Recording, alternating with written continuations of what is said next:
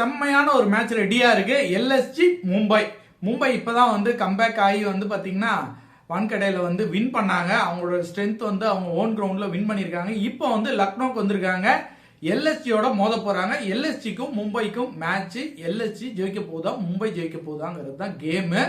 கண்டிப்பாக 100% இந்த மேட்சை வந்து எல்எஸ்ஜி தான் தட்டி தூக்க போறாங்க. ஏன்னா அது அவங்களோட ஓன் கிரவுண்டு. ரெண்டாவது கடைசி 2 மேட்சுகளும் அவங்களுடைய பர்ஃபார்மன்ஸ்ல வந்து பாத்தீங்க அப்படின்னா நிறைய சின்ன சின்ன மிஸ்டேக்ஸ் எல்லாமே நடந்திருக்கு. அந்த மிஸ்டேக்ஸ் எல்லாத்தையும் மாத்திட்டு அவங்களுக்கு இப்ப புத்துயிர் கொடுக்குற மாதிரி புது பவுலர்ஸ் வந்து இணைய போறாங்க. அவங்களோட பேட்டிங் லைனப் செம்மையா இருக்கு. நல்ல பேட்டிங் பண்றாங்க.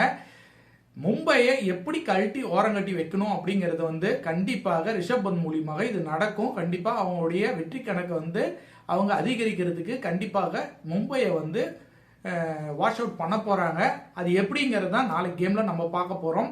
அந்த கேம் வந்து பாத்தீங்க அப்படின்னா எப்படி இருக்கும் அப்படின்னா சுவாரஸ்யமா இருக்குமா அப்படின்னா கண்டிப்பாக சுவாரஸ்யமாக இருக்கும். அந்த சுவாரஸ்யத்துக்கு வந்து பஞ்சமே இருக்காது. லக்னோவோட எண்டு பினிஷிங் வந்து பாத்தீங்க அப்படின்னா ரொம்ப ஷார்ப்பா இருக்கு.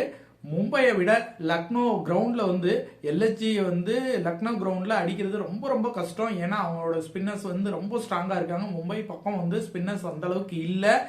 அதனால எல்எஸ்ஜியும் மும்பையும் கம்பேர் பண்ணும்போது இன்னைக்கான மேட்ச்ல வந்து பாத்தீங்க அப்படின்னா எல்எஸ்ஜி தான் வந்து ஜெயிக்கிறதுக்கான நிறைய வாய்ப்புகள்லாம் இருக்கு. மும்பை அதுக்குன்னு படுதோல்வி அடையுமானா அப்படிலாம் இல்லை. இருந்தாலும் எல்எஸ்ஜி தான் வந்து பர்ஃபார்மன்ஸ் வாய்ஸ் பெஸ்டா இருக்க போது மும்பையை பீட் பண்ண போறாங்க. வெயிட் பண்ணி பார்ப்போம். நம்மளோட ப்ரெடிக்ஷன் வந்து கரெக்டா தான் போயிட்டு இருக்கு. இந்த மேட்ச் என்ன நடக்குதுங்கிறது வெயிட் பண்ணி பார்ப்போம்.